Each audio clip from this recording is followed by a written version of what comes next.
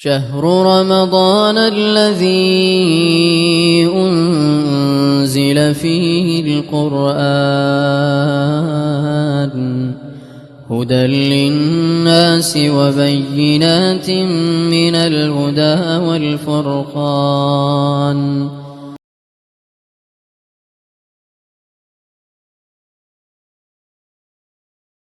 الحمد للہ رب العالمین والعاقبۃ للمتقین والصلاة والسلام علی سید الانبیاء والمرسلین اما بعد اعوذ باللہ من الشیطان الرجیم بسم اللہ الرحمن الرحیم۔ اللہ تبارک و تعالیٰ کے فضل و کرم سے قرآن حکیم کے 5ویں پارے کی تلاوت سماعت کرنے کا آج شرف حاصل کیا ہے۔ اس پارہ میں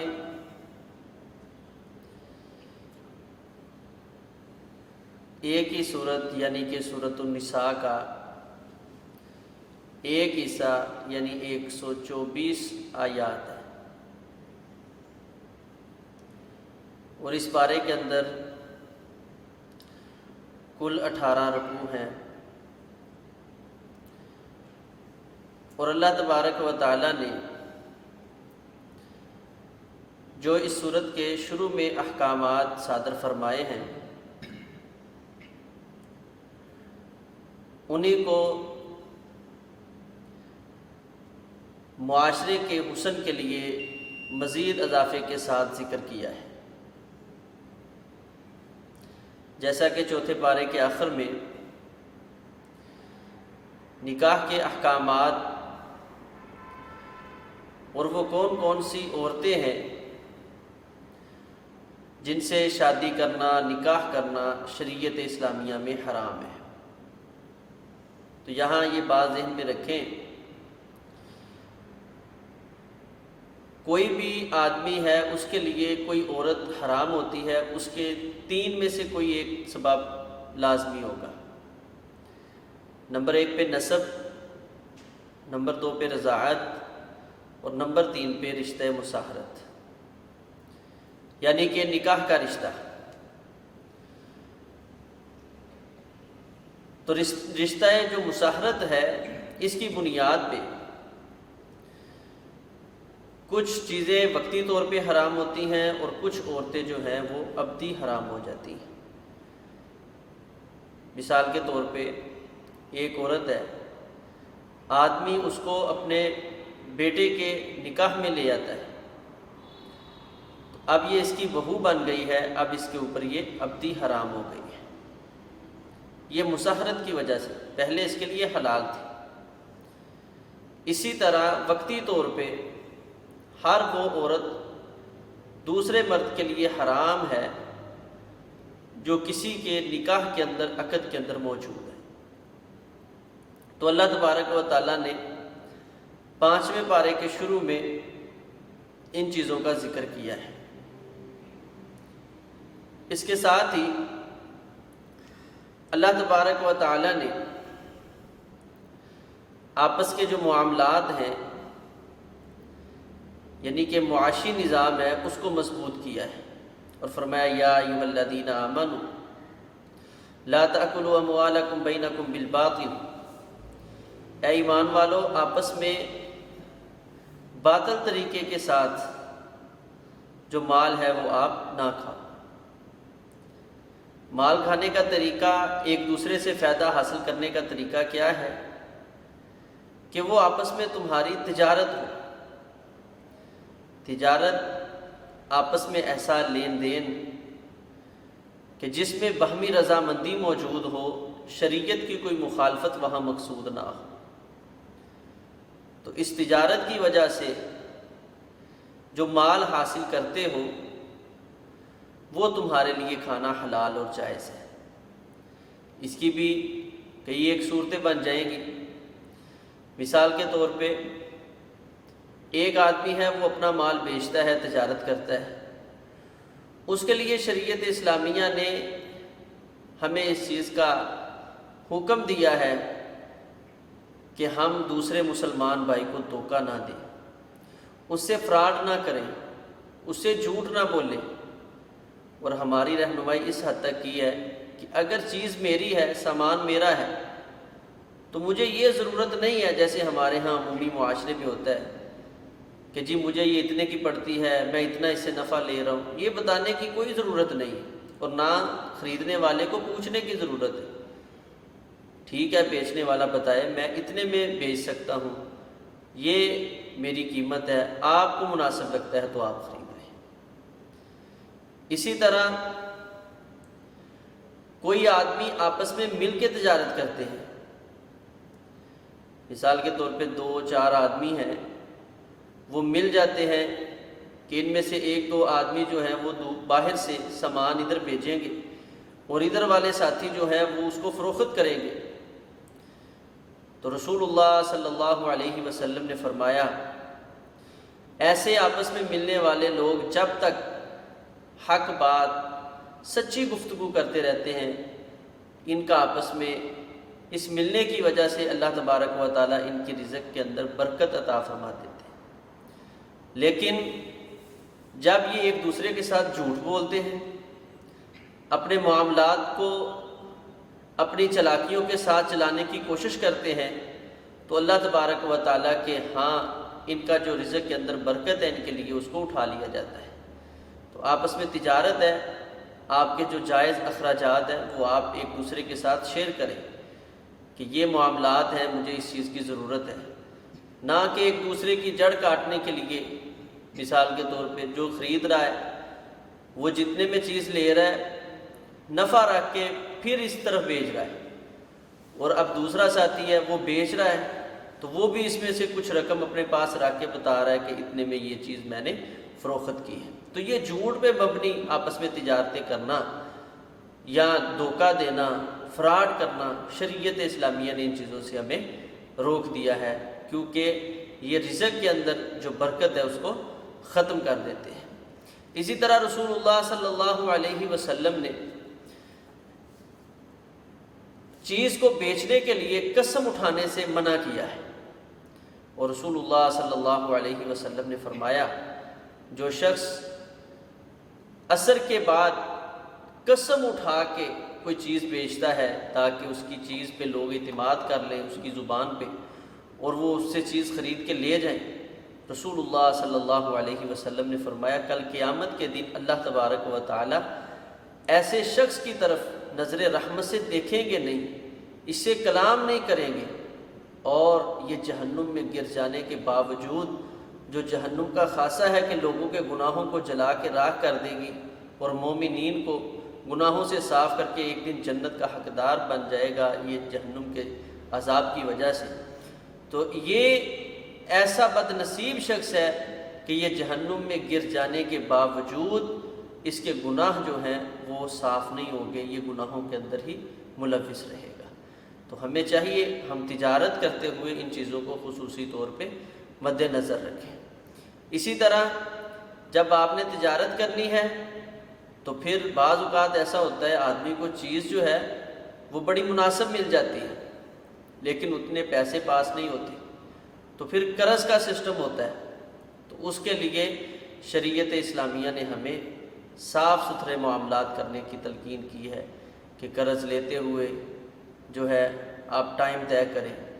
پھر جو قرض شخص دے رہا ہے اس کو یہ حوصلہ دیا ہے کہ بھی اگر آپ یہ قرض اس کو دے رہے ہیں تو ہر ایک دن کے بدلے آپ کو اتنے صدقے کا اجر مل رہا ہے۔ آپ نے 1 لاکھ روپے کسی کو قرض دیا ہے تو روزانہ کی بنیاد پہ آپ کو یہ اجر مل رہا ہے کہ آپ 1 لاکھ روپے اللہ کے راستے میں صدقہ کر رہے ہیں۔ اور اگر 1 مہینے کا اس نے وعدہ کیا ہے، وعدے پہ وہ نہیں دے سکا، آپ کے سامنے اس نے آ کے عذر پیش کر دیا ہے، آپ نے اس عذر کو تسلیم کر لیا ہے، تو آج کے بعد ہر روز 2 گنا، یعنی پہلے 1 لاکھ تھا تو اب ایسے اجر مل رہا ہے جیسے آپ اللہ کے راستے میں 2 لاکھ روپے روزانہ صدقہ کر رہے ہیں۔ لیکن اس کے ساتھ دنیا کا فائدہ لینا، کل قرض یجر منفعۃ فہو ربا، ہر وہ قرض جس کے ساتھ فائدہ حاصل کیا جائے وہ سود بن جاتا ہے، تو دنیاوی فائدہ حاصل نہیں کرنا۔ اسی لیے صحابہ کرام جس شخص سے قرض جس شخص کو قرض دے دیتے اس سے تحفہ بھی قبول نہ کرتے اور اس کو سود شمار کیا کرتے تھے۔ تو یہ شریعت اسلامیہ نے تجارتی معاملات جو ہیں، مالی جو آدمی کو مضبوط کرنے کے جو اشارات ہیں وہ ہمیں اس جگہ بیان کیے ہیں۔ اس کے بعد اللہ تبارک و تعالیٰ نے اس چیز کو ذکر کیا ہے کہ الرجال قوامون علی النساء، کیونکہ تجارت مردوں نے کرنی ہے عمومی طور پہ، کام کاج یہ مردوں کی ذمہ داری ہے، اور گھر کو چلانا کیونکہ یہ عورتوں کے معاملات اس میں ذکر ہو رہے تھے، تو فرمایا الرجال قوامون علی النساء، جو آدمی ہیں وہ قوام ہیں عورتوں کے اوپر۔ قوام کس کو کہا جاتا ہے؟ امام بخاری رحمہ اللہ نے اس کی وضاحت صحیح البخاری میں کی ہے، فرمایا ما یقوم بہ شیء، قوام ہر اس چیز کو کہا جاتا ہے جس کے ساتھ کوئی چیز قائم ہے، ہر اس سہارے کو قوام کہا جاتا ہے۔ مثال کے طور پہ چھوٹا سا ایک درخت، ایک پودا لگایا جاتا ہے، تو اب انتہائی نازک ہونے کی وجہ سے ساتھ میں ایک خشک لکڑی کو کھڑا کر دیا جاتا ہے، اس کے ساتھ اس کو باندھ دیا جاتا ہے۔ کیوں؟ کہ اب ادھر ہوائیں چلیں گی، آندھیاں آئیں گی، دھوپ پڑے گی، تو یہ کہیں حالات کی عطا و چڑھاؤ کی وجہ سے یہ جو پودا ہے یہ مرجھا نہ جائے، گر نہ جائے، اس کو قائم رکھنے کے لیے ایک لکڑی کی ضرورت ہے۔ تو فرمایا الرجال قوامون علی النساء، عورت بھی انتہائی نازک ہے، اور معاشرے کے جو معاملات ہیں، حالات ہیں، یہ ہوائیں اور آندھیاں جو انسان کی زندگی میں آتی ہیں یہ عورت کو زیر کر سکتی ہیں۔ تو اس عورت کو قائم رکھنے کے لیے، معاشرے کو مضبوط کرنے کے لیے اللہ تبارک و تعالیٰ نے مرد کو عورت کا قوام بنایا ہے، قوام سہارا۔ تو ہر مرد عورت کا سہارا ہوتا ہے، اور اس مرد کی وجہ سے وہ بڑے بڑے زندگی میں آنے والے طوفانوں سے لڑ لیتی ہیں اور ان کو ایک سہارا اور اپنے آپ کو محفوظ پاتی ہیں۔ اس کی وجہ اور سبب یہ ہے کہ الرجال قوامون علی النساء، یہ آدمی عورتوں کے لیے قوام ہے۔ تو انسان مرد کو بھی اس چیز کو سمجھنا چاہیے کہ میں نے اس نرم و نازک پودے کو توڑنا نہیں ہے، بلکہ میں نے اس کو سہارا دینے کی حد الوسع جو ہے کوشش کرنی ہے کہ جتنا ہو سکے میں زیادہ سے زیادہ اس کو سہارا دے سکوں، تاکہ یہ جو چھوٹا سا پودا نرم و نازک ہے یہ ایک بہت بڑا پھل آور درخت بن کے اور اسلامی معاشرے میں ترقی کا اپنا کردار پیش کر سکے۔ اس کے ساتھ اللہ تبارک و تعالیٰ نے اس چیز کو ذکر کیا ہے کہ مردوں کو عورتوں کے اوپر اللہ تبارک و تعالیٰ نے فضیلت دی ہے، اور اس کی وجہ اور سبب کئی ایک چیزیں ہیں کہ عورت کمزور ہے اور مرد جو ہے یہ قوی ہے۔ اسی طرح عورت جو ہے یہ ناقص العقل ہے، اور مرد جو ہے اس کو اللہ تبارک و تعالیٰ نے مضبوط عقل کا مالک بنایا ہے۔ اسی طرح عورت جو ہے یہ نرم دل کی مالک ہے، جبکہ عورت کی نسبت اللہ تبارک و تعالیٰ نے مرد کو مضبوط دل کا مالک بنایا ہے۔ تو ان وجوہات کی بنیاد پہ اللہ تبارک و تعالیٰ نے وَلِلرِّجَالِ عَلَيْهِنَّ درجہ، ایک درجہ مردوں کو عورتوں کے اوپر فضیلت عطا کی ہے۔ اس کے ساتھ اللہ تبارک و تعالیٰ نے یہ چیز سمجھائی ہے کہ جب آپس میں زندگی گزارتے ہیں تو اونچ نیچ ہوئی جاتی ہے، جیسے دوسرے پارہ میں اللہ تبارک و تعالیٰ نے گھریلو نظام کو درست کرنے کے لیے جو نصیحتیں کی ہیں، اسی طرح اس مقام پہ بھی اللہ تبارک و تعالیٰ یہی چاہتے ہیں کہ لوگوں کو یہ بات اچھی طرح یاد دلا دی جائے، اچھی طرح لوگوں کو اثر ہو جائے کہ جو گھریلو خاندانی نظام ہے اس کو مضبوط کرنا ہے، اس کو توڑنا نہیں۔ تو فرمایا اگر تم اپنی عورتوں کے اندر نافرمانی کا ڈر دیکھو، بے راہ روی کا ڈر دیکھو، تو پھر کیا ہے؟ فَعِدُوهُنَّ، ان کو نصیحت کرو، وَاهْجُرُوهُنَّ فِي الْمَضَاجِعِ، جو ہم نے طریقے پہلے بھی ذکر کیے ہیں کہ سب سے پہلے ان کو پیار کے ساتھ سمجھائیں۔ اگر اس کو زبان کی بات سمجھ نہیں آ رہی تو پھر اسے ناراضگی کریں، ایلا کر لیں، ٹھیک ہے، اسے وقتی طور پہ علیحدگی کر لیں۔ پھر بھی اس کو علیحدگی کے ساتھ بھی بات سمجھ نہیں آ رہی تو پھر اس کو ہلکا پھلکا اس کی ڈانٹ ڈپٹ کریں۔ ڈانٹ ڈپٹ کے ساتھ بھی بات نہیں چل رہی تو پھر ایک اپنے خاندان سے، ایک عورت کے خاندان سے سمجھدار باشعور شخص کا انتخاب کریں کہ وہ ان دونوں کی میاں بیوی کی باتیں سن کے ان کی آپس میں صلح کروا دیں۔ اگر ان حاکمین کی باتیں سن کے بھی فیصلہ درست نہیں ہو رہا تو پھر کیا ہے، پھر آپس میں یہ طلاق کر کے،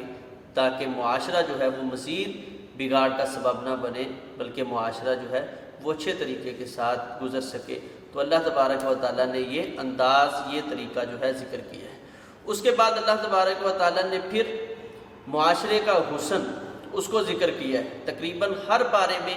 اللہ تبارک و تعالیٰ بار بار ان چیزوں کو ذکر کر رہے ہیں کہ ایک معاشرہ جو ہے اس کو مضبوط کیسے کرنا ہے، مسلمانوں کی کامیابی کا راز کس چیز میں مضمر ہے۔ تو اللہ تبارک و تعالیٰ فرماتے ہیں وَاعْبُدُوا اللَّهَ وَلَا تُشْرِكُوا بِهِ شَيْئًا، اللہ کی عبادت کرتے رہنا ہے اور اللہ کی ذات کے ساتھ شرک نہیں کرنا، کیونکہ یہ شرک انتہائی خطرناک جرم ہے اور ناقابل معافی۔ ان اللہ لا یغفر ان یشرک بہ ویغفر ما دون ذلک لمن یشاء۔ فرمایا اللہ تبارک و تعالیٰ نے یہ اصول بنا لیا ہے کہ جو شخص اللہ کی ذات کے ساتھ شرک کرتا ہے اللہ نے اس کو معاف نہیں کرنا۔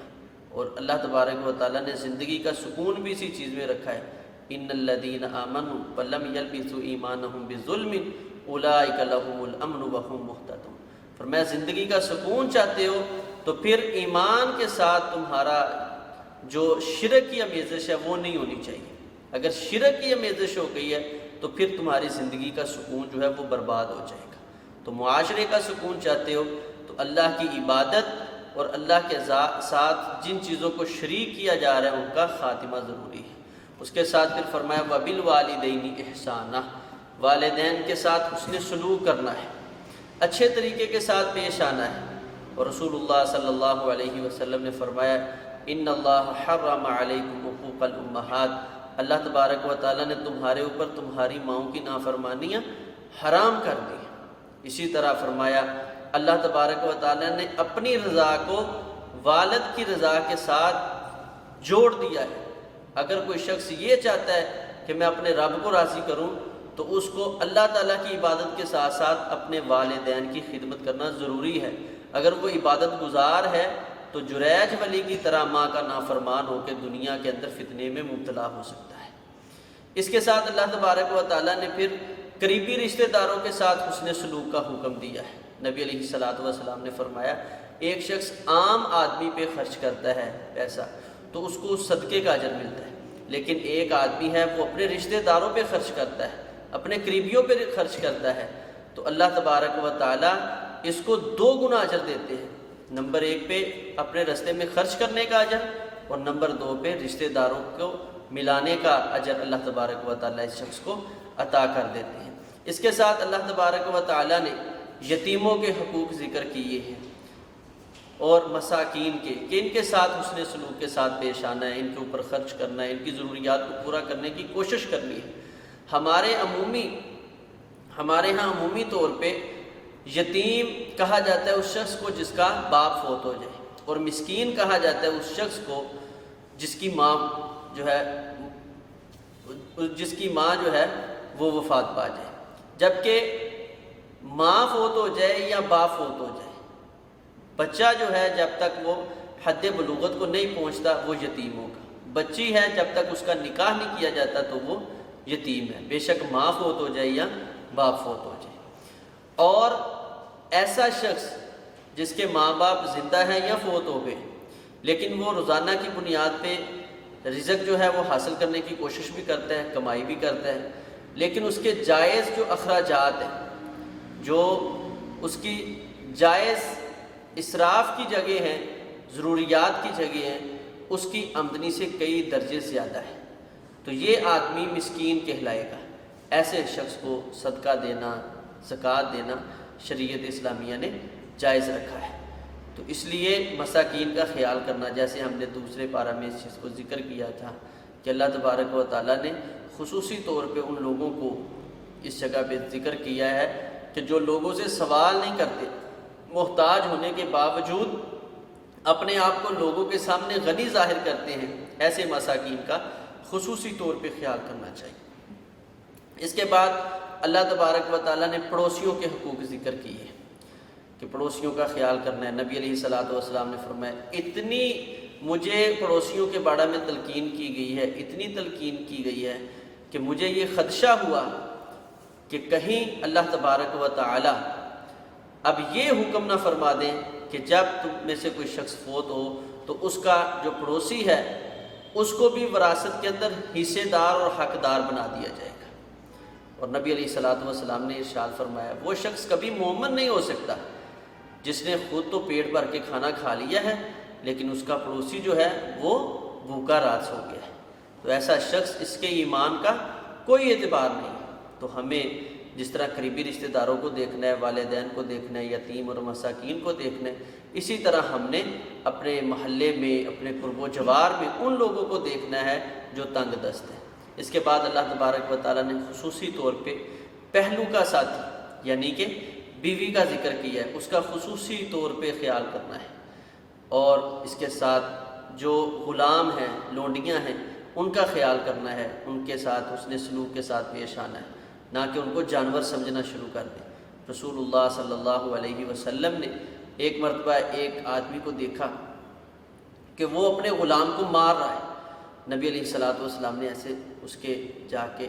کمر پہ ہاتھ رکھا اور آپ نے فرمایا اللہ سے ڈر جاؤ اپنے غلاموں کے بارے میں۔ تو یہ شخص فرمانے لگا اے اللہ کے رسول صلی اللہ علیہ وسلم، یہ میری نافرمانیاں کرتا ہے، میں اس کو حکم دیتا ہوں یہ میری بات نہیں مانتا۔ نبی علیہ الصلوۃ والسلام نے فرمایا کل قیامت کا دن ہوگا، اللہ تبارک و تعالیٰ ایک پلڑے میں اس کی جو تیری اس نے نافرمانیاں کی ہیں ان غلطیوں کو رکھ دیا جائے گا، اور دوسرے پلڑے میں تیری یہ کی ہوئی ان زیادتیوں کو رکھ دیا جائے گا۔ اگر تو اس کی نافرمانیاں بڑھ گئی تو اللہ کی بارگاہ میں یہ شخص پھنس جائے گا، اور اگر تیری کی ہوئی زیادتیاں، ظلم، الفاظ کی زیادتیاں، مار کی زیادتیاں، یہ جھڑکیں اگر یہ بڑھ گئی تو پھر کل قیامت کے دن اللہ کی بارگاہ میں تو جو ہے اس چیز کا جواب دے ہوگا۔ جب اس شخص نے یہ بات سنی اس پہ اتنا خوف طاری ہوا، اس نے فرمایا اللہ کے رسول آپ گواہ ہو جائیں میں نے اپنے سارے غلاموں کو آزاد کر دیا ہے۔ اب ہم سوچیں ہمارے ہاں تو غلامی کا سسٹم نہیں ہے، ہمارے ہاں تو ملازموں کا سسٹم ہے۔ غلام کی حیثیت تو اس وقت ایک جانور کی تھی، اس کو بیچا جاتا، خریدا جاتا، لیکن ایک ملازم کی حیثیت تو اس سے بڑی جدا ہے۔ لیکن ہمارے ہاں آج جو خادم ہے، جو ملازم ہے، اس کو انسان نہیں سمجھا جاتا، اور ہم اس کے ساتھ یہ کتنا برا جو سلوک کرتے ہیں، اللہ تبارک و تعالی ہمیں اسے محفوظ فرمائے۔ اس کے ساتھ اللہ تبارک و تعالی نے مساجد کے نماز کے آداب ذکر کیے۔ سب سے پہلا ادب یہ ذکر کیا ہے کہ آدمی ذہنی طور پہ فریش ہو، مسجد کی طرف آنا ہے آپ نے نماز پڑھنے کے لیے، تو ذہنی طور پہ آپ تیار ہو کر آئیں۔ اس وقت ابھی شراب حرام نہیں ہوئی تھی، تو فرمایا لا تقربوا الصلاۃ وانتم سکارى، تم نے نماز کے قریب ہی نہیں آنا، مساجد کے قریب ہی نہیں آنا جب تم نشے کی حالت میں ہو۔ کیوں؟ اس لیے کہ اللہ کی بارگاہ میں آ رہے ہو، کم از کم ذہنی طور پہ تو تم حاضر ہو۔ اور اس کے ساتھ فرمایا ذہنی طور پہ فریش ہونے کے ساتھ ساتھ آدمی جسمانی طور پہ پاک بھی ہو۔ پاک ہونے کے لیے اگر آپ کو غسل کی ضرورت ہے تو پھر آپ غسل فرمائیں، وضو کی ضرورت ہے جو کہ نماز کے لیے شرط ہے تو وضو فرمائیں۔ وضو اور غسل کے لیے اگر پانی موجود نہیں ہے تو فرمایا فَتَيَمَّمُوا صَعِيدًا طَيِّبًا، تو پھر آپ تیمم کر لیں۔ تیمم کا لغوی معنی ہے قصد کرنا، ارادہ کرنا۔ مطلب یہ ہوا کہ اس کے ساتھ آدمی پاکی تو حاصل نہیں کر رہا لیکن اپنے ذہن کو مطمئن کر رہا ہے اس ارادے کے ساتھ کہ چلے جی میں نے تیمم کر لیا، میں پاک ہو گیا ہوں، تو اس لیے اس کو تیمم کہتے ہیں۔ اس کا آسان سا طریقہ بے شک وضو کے لیے ہو یا غسل کے لیے ہو، طریقہ تیمم کا ایک ہی ہے۔ آپ کو پانی نہیں مل رہا یا ایسا آدمی بیماری میں مبتلا ہے کہ اگر وہ غسل کرے، وضو کرے تو اس کی جان کو خطرہ ہے یا اس کی بیماری میں اضافے کا خطرہ ہے، تو اس کے لیے تیمم کرنا شریعت نے جائز رکھا ہے۔ تو اس کے لیے آپ اپنے دونوں ہاتھوں کو اس طرح کسی بھی صاف جگہ کے اوپر جو ظاہری طور پہ مٹی کی ہو، صاف ہو، اس کو ایسے آپ ماریں، اور مارنے کے بعد دونوں ہاتھوں کو آپس میں اس طرح جھاڑ کے اس کے اندر ہلکی سی پھونک لگا لیں۔ پھونکنے کے بعد آپ اس کو اپنے چہرے پہ اور اس طرح ہاتھوں پہ، ہاتھ جو ہے ہتھیلیوں کو پھیر لیں۔ اس کے ساتھ آپ نے پاکیزگی کا ارادہ یعنی کہ تیمم کر لیا ہے۔ اب آپ پہ غسل بھی فرض تھا تو آپ نماز پڑھ سکتے ہیں، مزید آپ کو کسی چیز کی ضرورت نہیں ہے۔ اس کے بعد اللہ تبارک و تعالیٰ نے اہل کتاب کو دین کی دعوت دی ہے اور فرمایا یا ایھا الذین اوتوا الکتاب آمنوا بما نزلنا مصدقا لما معکم، اے اہل کتاب یہودی اور عیسائیوں، اللہ اور اس کے رسول کی ذات کے ساتھ ایمان لے ہو۔ یعنی اتنے صاف معاشرہ اللہ تبارک و تعالیٰ تشکیل دے رہے ہیں، اتنا بہترین معاشرہ تشکیل دے رہے ہیں، یہ اللہ تبارک و تعالیٰ تمہارے ساتھ خیر کا ارادہ کر رہے ہیں، تو تمہیں چاہیے اب اللہ اور اس کے رسول صلی اللہ علیہ وسلم کی ذات کے ساتھ ایمان لے آؤ۔ اگر تم اب ایمان نہیں لاؤ گے تو فرمایا پھر تمہارا انجام بھی وہی ہوگا جو تم سے پہلے یہودیوں کا ہوا تھا، جنہوں نے اللہ اور اس کے رسول کی نافرمانی کی تھی، اور ہم نے ان کے اوپر لعنت کی ہے اور ان لوگوں کو بندر اور خنزیر بنا دیا گیا۔ یعنی دنیا میں اور آخرت میں رسوا ہو جاؤ گے، ذلیل و خوار ہو جاؤ گے۔ تو دنیا آخرت کی عزت چاہتے ہو تو وہ اللہ تبارک و تعالیٰ نے اسلام میں اور ایمان میں محفوظ رکھی ہے، اس لیے اسلام اور ایمان کو قبول کر لو۔ اس کے ساتھ ہی اللہ تبارک و تعالیٰ نے وہ لوگ جنہوں نے انکار کیا ہے، یعنی اب اللہ تبارک و تعالیٰ نے پورا معاشرہ لوگوں کے سامنے واضح کر کے ان کو ایمان کی دعوت دی ہے، اور پھر اس چیز کو ذکر کیا ہے کہ اللہ کے ساتھ، اللہ کے رسول کے ساتھ ایمان لے آؤ۔ اگر کوئی ایمان نہیں لاتا تو فرمایا پھر ہم نے ان کے لیے دردناک عذاب تیار کیا ہے، اور وہ اس قدر دردناک ہے کہ وہ ان کے جو چمڑے ہیں، جلد ہیں، اس کو اتار کے رکھ دے گا،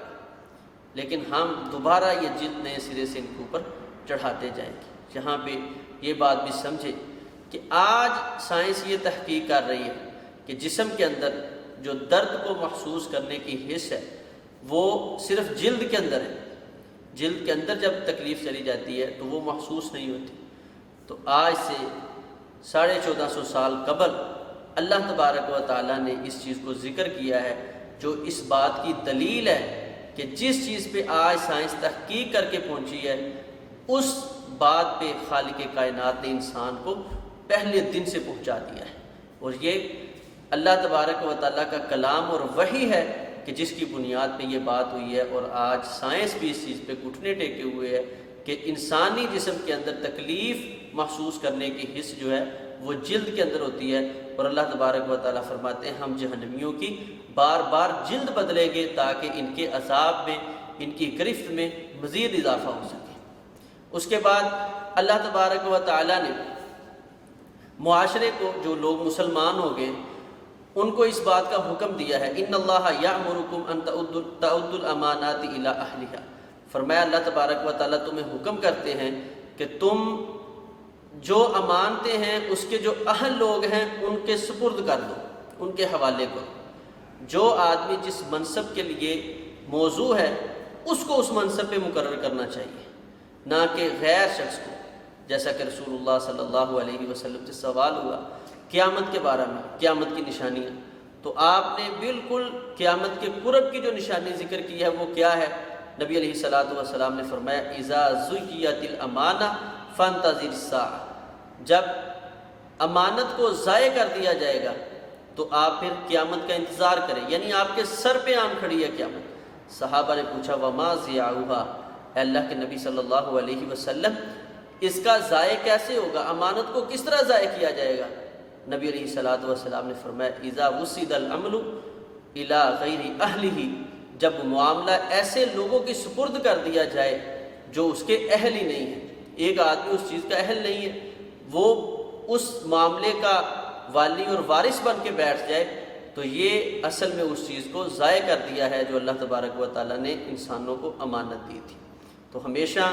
ایسے لوگوں کا انتخاب کرنا چاہیے۔ اللہ تبارک و تعالیٰ نے مثال کے طور پہ ایک چیز کو ذکر کیا، کیونکہ سب سے بڑی امانت دین اور اسلام ہے، تو فرمایا یا ایھا الذین آمنوا اطیعوا اللہ واطیعوا الرسول واولی الامر منکم۔ دین اسلام اور شریعت اسلام اگر کوئی چیز ہے تو وہ صرف اللہ اور اس کے رسول کی باتیں ہیں،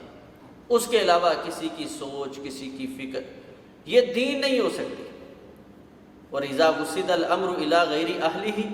جب غیر نبی کی بات کو دین سمجھا جائے گا تو سمجھ لیں کہ آپ نے امانت کو ضائع کر دیا ہے، وہ بے شک وقت کا امام ہو، وہ وقت کا کوئی بڑا ہو، فقیہ ہو، محدث ہو، رسول اللہ صلی اللہ علیہ وسلم کی بات کے مقابلے میں صحابی کی بات کی کوئی حیثیت نہیں ہے، بلکہ پیغمبر علیہ الصلاۃ والسلام کی بات کے مقابلہ میں کسی نبی کی بات کی کوئی حیثیت نہیں ہے، تو ہم کسی عام آدمی کی، کسی ایک فقیہ کی، امام کی، ان کا احترام کرنا ہمارے اوپر فرض اور واجب ہے، لیکن ان کی باتوں کو شریعت بنا لینا یہ امانت کو ضائع کرنے کے مترادف ہے۔ اور اللہ تبارک و تعالیٰ نے اس بڑی امانت کو جو ہے ہمارے سامنے ذکر کیا ہے کہ اطیعوا اللہ واطیعوا الرسول واولی الامر منکم فان تنازعتم فی شیء فردوہ الی اللہ والرسول۔ امانت کا حق یہ ہے کہ تم دین سیکھنا چاہتے ہو، لینا چاہتے ہو، اسلام سے رہنمائی لینا چاہتے ہو، تو وہ قرآن و سنت عظیم دو نسخے تمہارے پاس موجود ہیں، ان سے رہنمائی لو۔ اس کے بعد اللہ تبارک و تعالیٰ نے اس چیز کو ذکر کیا ہے کہ جو منافقین ہیں ان کا طرز زندگی کیا ہے۔ فرمایا وہ تو یہ چاہتے ہیں کہ غیر اللہ کی طرف جایا جائے، غیر نبی کی طرف جایا جائے، اور ان شخصیات کی طرف جایا جائے جن کے احکامات، جن کی باتیں شریعت کے اکثر طور پہ مخالف آتی ہیں، اور فرمایا وہ طاغوت کی طرف جانا چاہتے ہیں، جبکہ مسلمان وہ اللہ اور اس کے رسول کی بات کو سب سے پہلے نمبر پہ لینے کی کوشش کرتے ہیں۔ اور پھر اللہ تبارک و تعالیٰ نے منافقین کا طرز عمل، طرز زندگی بیان کیا۔ فرمایا وَإِذَا قِيلَ لَهُمْ تَعَالَوْا إِلَىٰ مَا أَنزَلَ اللَّهُ، جب ان سے کہا جاتا ہے آؤ اللہ نے جو نازل کیا وہ لیتے ہیں، جو رسول کے پاس ہے وہ لے لیتے ہیں۔ رَأَيْتَ الْمُنَافِقِينَ يَصُدُّونَ عَنْكَ صُدُودًا، منافقین کا طرز زندگی کیا ہوتا ہے کہ وہ ان کے دلوں میں بندشیں آ جاتی ہیں، شریعت کی بات ہے۔ تو یہاں یہ بات سمجھے کہ جو مومن ہے اس کا اللہ تبارک و تعالیٰ نے کیا ذکر کیا ہے، ان یقولوا سمعنا واطعنا، وہ یہ نہیں کہتا لو جی آج تک جو علماء کرتے ہیں وہ غلطی کرتے ہیں، دیکھیں جی آج تک جن بڑے لوگوں نے یہ عمل کیا ہے ان کو نہیں پتا تھا شریعت کیا کہتی ہے۔ بھی غلطی یا غلط فہمی یا عدم علم یہ بڑے بڑے لوگوں سے ہو جاتا ہے، ہمارے پاس دلیل پہنچ گئی ہے تو ہمارے ایمان کا تقاضا کیا ہے کہ جب اللہ اور اس کے رسول کی بات آ گئی ہے ان یقولوا سمعنا واطعنا، یہ دلوں کی بندشیں، یہ اعتراضات، یہ منافقین کا وتیرہ ہے، مومن کا نہیں۔ اس کے ساتھ اللہ تبارک و تعالیٰ نے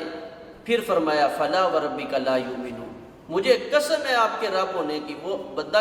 کبھی مومن ہو ہی نہیں سکتا۔ کون سا شخص؟ فرمایا کہ جو آپ کو اپنے جھگڑے میں حاکم تسلیم نہیں کرتا، اللہ کے نبی علیہ الصلاۃ والسلام کی بات کو حرف آخر نہیں سمجھتا، تو وہ بندہ کبھی مومن نہیں ہو سکتا۔ مومن کے لیے حرف آخر اگر کوئی چیز ہے تو وہ رسول اللہ صلی اللہ علیہ وسلم کی بات ہے۔ اگر ہم اس امانت کو صحیح طریقے سے ادا کرتے ہیں تو پھر ہمیں انعام کیا ملتا ہے؟ فرمایا وَمَن يُطِعِ اللَّهَ وَرَسُولَهُ فَأُولَٰئِكَ مَعَ الَّذِينَ أَنْعَمَ اللَّهُ عَلَيْهِم مِّنَ النَّبِيِّينَ وَالصِّدِّيقِينَ وَالشُّهَدَاءِ وَالصَّالِحِينَ وَحَسُنَ أُولَٰئِكَ رَفِيقًا۔ فرمایا اگر تم نبی علیہ الصلاۃ والسلام کو ہی اپنی زندگی کے لیے اسوہ، آئیڈیل اور نمونہ تسلیم کر لو تو پھر میں اللہ تمہیں کیا انعام دیتا ہوں، جنت تو تمہیں ملے گی شریعت پہ عمل کرنے کی وجہ سے، لیکن نبی علیہ الصلاۃ والسلام کی اداؤں سے محبت کرنے کی وجہ سے جنت میں انبیاء کا ساتھ مل جائے گا، شہداء کا ساتھ مل جائے گا، صالحین کا ساتھ، صدیقین کا ساتھ مل جائے گا۔ تو نبی علیہ الصلاۃ والسلام نے بھی یہی فرمایا، فرمایا من احب سنتی فقد احبنی، جو شخص میرے طریقے کے ساتھ، میری سنت کے ساتھ محبت کرتا ہے۔ مثال کے طور پہ انسان سب کھانا کھاتے ہیں، مسلمان بھی کھاتے ہیں، لیکن عمومی طور پہ ہم بسم اللہ پڑھ کے کھاتے ہیں، دائیں ہاتھ کے ساتھ کھاتے ہیں۔ لیکن ایک شخص ہے وہ دسترخوان پہ بیٹھا ہے، اب وہ ہاتھ بڑھانے لگا ہے تو اس کے ذہن میں فوراً یہ چیز ہے میرے نبی کی ادا ہے دائیں ہاتھ کے ساتھ کھانا ہے، میرے نبی کی ادا ہے بسم اللہ پڑھ کے کھانا ہے، یہ نہیں میری عادت بن گئی، میرے ذہن میں یہ تصور ہو میرے نبی کی عادت ہے میں نے اپنے آگے سے کھانا ہے۔ تو اب جب میں اپنی زندگی کے ایک ایک موڑ پہ پیغمبر علیہ الصلاۃ والسلام کی اداؤں کو ترجیح دے رہا ہوں تو آپ نے فرمایا کان معی فی الجنہ، اس کو امام الانبیاء کا جنت میں ساتھ نصیب ہو جائے گا۔ تو کوشش کریں، کوئی بھی عمل کرنے لگیں سب سے پہلے دیکھیں میرے نبی کی اس عمل میں اس وقت ادا کیا تھی۔ حضرت عبداللہ بن عمر رضی اللہ تعالیٰ عنہما کے بارے میں کتنے ہی ایسے واقعات آتے ہیں جا رہے ہیں سفر پہ، سواری کو روکا ہے، نیچے اترے ہیں، ایک جگہ پہ ایسے بیٹھے جیسے قضائے حاجت کے لیے بیٹھے، اٹھ کے واپس آئے ہیں، ساتھ غلام ہے، پوچھا آپ نے یہ کیا کیا؟ آپ بیٹھے تو قضائے حاجت کرنے کے لیے تھے، تو لیکن آپ نے اپنی حاجت کو تو پورا نہیں کیا۔ فرمایا میں اپنی حاجت پورا کرنے کے لیے نہیں، نبی کی ادا کے ساتھ موافقت کرنے کے لیے بیٹھا تھا۔ میں بھی اسی طرح نبی علیہ السلام کے ساتھ آیا تھا، تو میں نے دیکھا اللہ کے نبی صلی اللہ علیہ وسلم نے اس جگہ اپنی حاجت کو پورا کیا تھا۔ مجھے اب حاجت تو نہیں تھی، لیکن میں نے کہا چلے پیغمبر کی ادا کے ساتھ جو ہے عمل ہو جائے، میرا سفر بھی پیغمبر علیہ السلام کے سفر کے مطابق ہو جائے۔ تو یہ ایک عام سا سفر ہے، اس میں صحابہ اتنا خیال کرتے ہیں، تو ہم تو زندگی کا سفر جس کی منزل جنت ہے اس پہ ہم اتنی غفلت برتیں اور ہمیں پرواہ نہ ہو، یہ ہمارے لیے لمحہ فکریہ ہے۔ اسی طرح اللہ تبارک و تعالیٰ نے اس کے بعد اس چیز کا ذکر کیا ہے کہ مسلمانوں کا جو تحفظ کرنا ہے۔ اب یہ مسلمان معاشرہ ہے، یہودیوں عیسائیوں سے جو مشرکین ہیں ان سے مبرہ ہونا ہے، تو اس کے لیے یہ ضروری ہے کہ مسلمانوں کی حفاظت کی جائے۔ تو اللہ تبارک و تعالیٰ نے حفاظت کے لیے جہاد اور قتال کو فرض کیا ہے، اور فرمایا وَمَا لَكُمْ أَلَّا تُقَاتِلُونَ فِي سَبِيلِ اللَّهِ، فرمایا تمہیں کیا ہو گیا ہے کہ تم وَمَا لَكُمْ لَا تُقَاتِلُونَ فِي سَبِيلِ اللَّهِ، تمہیں کیا ہو گیا کہ تم اللہ کے راستے میں لڑتے کیوں نہیں، اللہ کے راستے میں جہاد کے لیے تیار کیوں نہیں ہوتی، کیا مسئلہ ہے؟ فرمایا حالانکہ حالت یہ ہے کہ تمہارے پاس تمہارے مومنین جو ہیں، مرد، عورتیں، بچے، کمزور جو دنیا کے اندر موجود ہیں، تو تم ان کی مدد کے لیے کھڑے کیوں نہیں ہوتے؟ مسلمان کی حفاظت کرنا، مسلمان کی مدد کرنا، یہ دوسرے مسلمان پہ فرض اور لازم ہے، جتنی اللہ نے وسعت دی۔ آپ کو پتہ ہے صلح حدیبیہ کے موقع پہ بیعت رضوان ہوئی ہے، اس کی وجہ اور سبب کیا تھا؟ صرف ایک فرد حضرت عثمان بن عفان رضی اللہ تعالیٰ عنہ کے بارے میں یہ خبر پہنچی ہے، ان کو شہید کر دیا گیا ہے، ان پہ ظلم ہوا ہے۔ میں قربان جاؤں 1400 صحابہ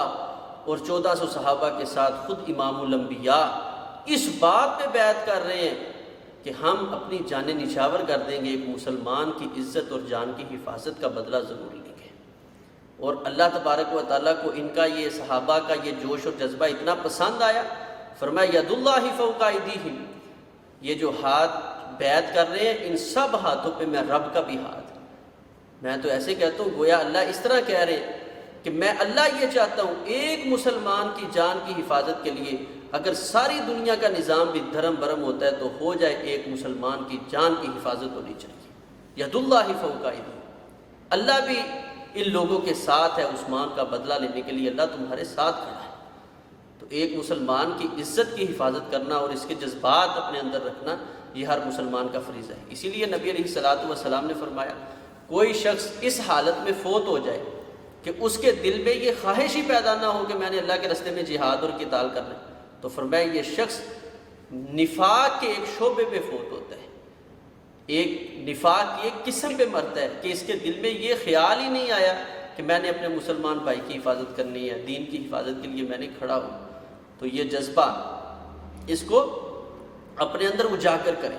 اللہ تبارک و تعالیٰ نے اس سے بڑھ کے فرمایا فقاتل فی سبیل اللہ، اے پیارے نبی مسلمانوں کی حفاظت کے لیے آپ اللہ کے راستے میں لڑیے، لا تکلف الا نفسک، اللہ تبارک و تعالیٰ نے آپ کو آپ کے نفس کا مکلف بنایا ہے، یعنی آپ کے ساتھ کوئی کھڑا ہوتا ہے نہیں ہوتا، آپ اللہ کے نبی ہیں، آپ کا فریضہ یہ ہے کہ اللہ کے راستے میں لڑنے کے لیے آپ ہر وقت تیار رہیں۔ تو یہی حکم اللہ تبارک و تعالیٰ کا عام مسلمانوں کے لیے ہے کہ ہر مسلمان جو ہے ہر وقت اس جذبے میں رہے کہ اس دنیا میں رہتے ہوئے جو لوگ امن کے ساتھ مسلمانوں کو زندگی بسر کرنے دے رہے ہیں ان کو ہم کچھ نہیں کہتے، لیکن جو اسلام کے مسلمانوں کے خلاف ہر وقت تیار اور مستعد ہیں ان کے خلاف اللہ تبارک و تعالیٰ کے حکم سے ہم بھی تیار ہیں۔ اور یہ جہاد اور یہ قتال یہ مسلمانوں کے تحفظ کے لیے بہت بڑا ذریعہ ہے۔ اس کے بعد اللہ تبارک و تعالیٰ نے کیونکہ جہاد اور قتال میں ایک بہت بڑی چیز، کوئی بھی جنگ ہے اس میں سب سے بڑی چیز ہوتی ہے حوصلہ افزائی، اور حوصلے کو توڑنے والی سب سے بڑی چیز ہوتی ہے افواہ۔ جیسا کہ میدان احد میں افواہ پھیلی کہ رسول اللہ صلی اللہ علیہ وسلم کو شہید کر دیا گیا، تو صحابہ اپنے ہوش و حواس کھو بیٹھے۔ تو اللہ تبارک و تعالیٰ نے یہ سختی سے روک دیا کہ کوئی شخص کسی طرح کی کوئی بات نہیں کرے گا، خصوصی طور پہ جب لشکر اسلام کسی کے ساتھ لڑنے کے لیے مد مقابل کے سامنے کھڑا ہو جائے تو اس وقت جس کو اللہ کے نبی علیہ الصلوۃ والسلام مقرر کرے اس کے علاوہ کوئی آدمی کسی قسم کی بات نہ کرے کہ معاملات یہ ہو گئے، حالات یہ ہو، کوئی بات نہیں کرے گا تاکہ کوئی افواہ نہ پھیلے،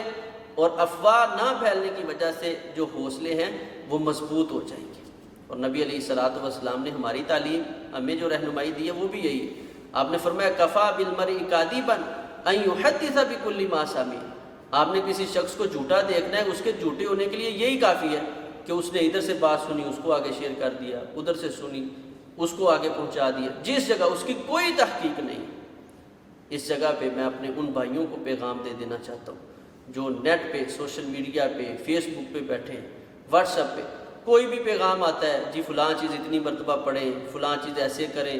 اور یہ تو جھوٹ اللہ کے نبی علیہ السلام کی طرف منسوب کر کے آپ کی ذات پہ بھی بولا جاتا ہے، اور لوگ اس کو سمجھتے نہیں ہیں، بس دیکھتے ہیں جی ظاہری طور پہ الفاظ بڑے خوبصورت لگ رہے ہیں، اس کو آگے شیئر کر دیتے ہیں۔ تو یہ آدمی کے جھوٹے ہونے کے لیے، اور اگر وہ چیز نبی علیہ الصلوۃ والسلام کی طرف منسوب کی گئی ہے جبکہ وہ اللہ کے نبی علیہ الصلوۃ والسلام سے ثابت نہیں ہے، مثال کے طور پہ عمومی طور پہ پوسٹ لگ جاتی ہے جی اللہ جس گھر پہ خوش ہو جاتا ہے اللہ فرماتا ہے میں وہاں بیٹی کو بھیج دیتا ہوں، اور نیچے لکھا ہوتا ہے فرمان مصطفیٰ صلی اللہ علیہ وسلم۔ تو اب یہ کس جگہ ہے، کس نے اس کو نقل کیا ہے؟ ہم لوگ اس کو شیئر کرتے جا رہے ہیں۔ تو ایسی کوئی چیز جو رسول اللہ صلی اللہ علیہ وسلم سے ثابت نہیں ہے اس کو نبی علیہ الصلوۃ والسلام کی طرف منسوب کر کے بیان کرنا، نبی علیہ السلام نے فرمایا من کذب علی متعمدا فلیتبوأ مقعدہ من النار، ایسی بات جو میں نے کہی نہیں میری طرف منسوب کر کے میرے اوپر جھوٹ بولتا ہے، اس آدمی کا انجام اللہ تبارک و تعالیٰ نے جہنم رکھا ہے۔ تو اس لیے کوئی بھی افواہ، ایسی بات جس کی آپ کو تحقیق نہیں ہے، جب تک اس چیز کی آپ کو تحقیق نہیں ہو جاتی آپ آگے اس کو شیئر نہیں کر سکتے۔ علماء سے رجوع کریں کوئی بھی بات آپ کے پاس پہنچتی ہے۔ اس کے ساتھ ہی اللہ تبارک و تعالیٰ نے اس چیز کو ذکر کیا ہے کہ آدمی اپنے رب سے ہر وقت ڈرتا رہے، اور اس کی ایک اللہ تبارک و تعالیٰ نے شاندار مثال یہ دی ہے کہ یہ جو منافق لوگ ہیں، یہ جو اللہ کی ذات پہ ایمان نہیں رکھتے، ان کا یہ سسٹم ہے کہ یستخفون من الناس ولا یستخفون من اللہ وہو معہم، فرمایا یہ کام جب کرتے ہیں لوگوں سے چھپنے کی کوشش کرتے ہیں کہ یہ کام اگر میں نے کیا